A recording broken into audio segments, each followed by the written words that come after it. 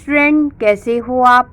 आज मैं आपको पढ़ाऊंगी आपकी बुक की एक्सरसाइज 11.4 क्वेश्चन नंबर 2 से हम शुरुआत करेंगे।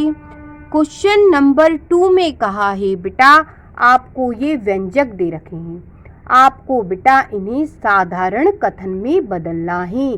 साधारण भाषा में कथन हमें बनाना है। चलिए शुरुआत करते हैं।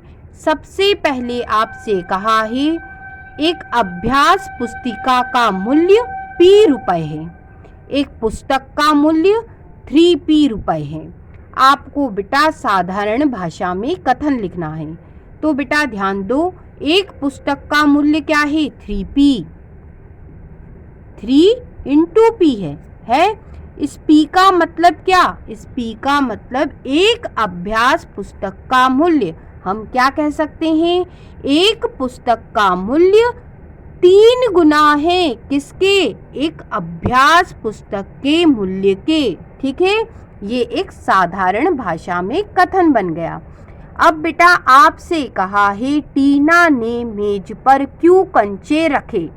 उसके डिब्बे में 8 क्यों कंचे हैं।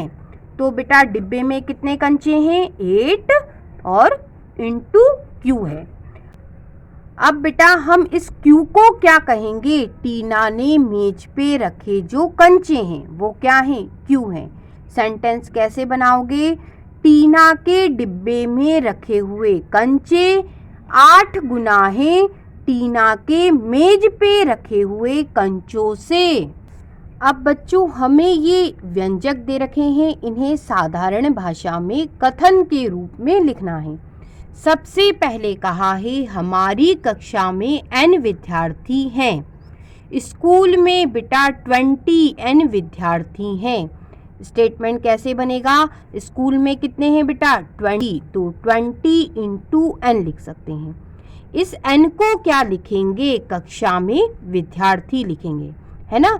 और 20n क्या है? स्कूल में विद्यार्थी। सेंटेंस कैसे बनाओगे? स्कूल में जो विद्यार्थी हैं वो कक्षा में विद्यार्थी का क्या है? 20 गुना है। अब बच्चों आपसे कहा है जग्गू की आयु Z वर्ष है, उसके चाचा की आयु 4Z वर्ष है। यही हम समझते हैं। सबसे पहले Z क्या है? जग्गू की आयु। चाचा की आयु बेटा 4Z वर्ष है। तो हम क्या कहेंगे? जग्गू के चाचा की आयु जग्गू की आयु की 4 गुना है। देखिए 4 से मल्टीप्लाई हो रहा है ना।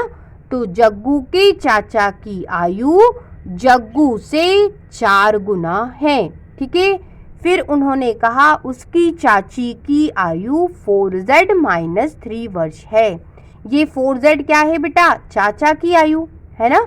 तो हम कहेंगे जग्गू की चाची की जो आयु है उसके चाचा की आयु से 3 कम है। या हम कह सकते हैं जग्गू की चाची जग्गू के चाचा से 3 साल छोटी है। अब बच्चों आपको इस क्वेश्चन में कहा है बिंदुओं की एक व्यवस्था में R पंक्तियां हैं। R बेटा पंक्तियां हैं, हर एक पंक्ति में 5 बिंदु हैं। मतलब क्या हुआ? 5 into R कह सकते हैं। ये क्या हुए?